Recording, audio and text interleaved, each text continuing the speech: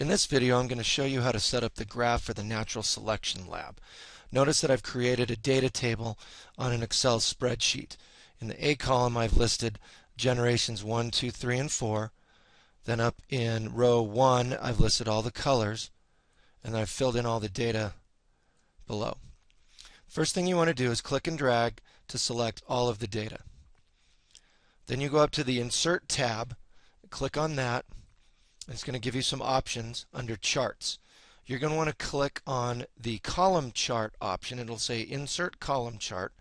Click on the drop-down menu and pick the very first option, which is a 2D column graph.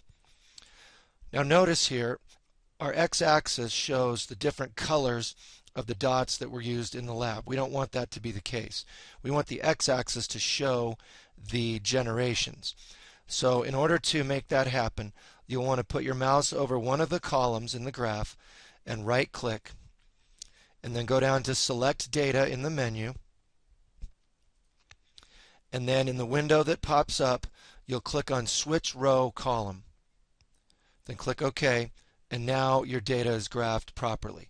You've got the x-axis, which lists generation number, and then you've got population number on the y-axis. Now notice axis labels are missing from this graph, so we need to insert text boxes to label the axes. So we go up to the Quick Layout function, left click on that, and you'll notice there's a bunch of different options. You'll want to pick the 9th one, click on that, and that's going to give us our axis titles. Notice you also have a chart title. So you want to title your graph, and you can call it number of individuals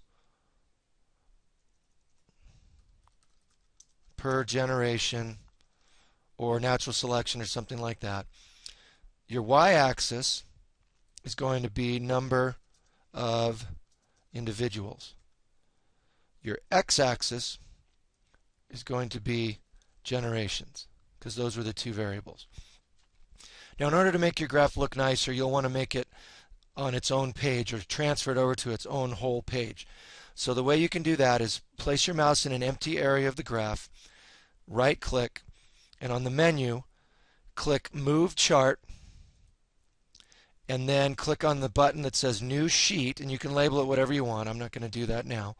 And then click OK, and there you have your graph on its own sheet. That's how you do the graphing for the Natural Selection Lab.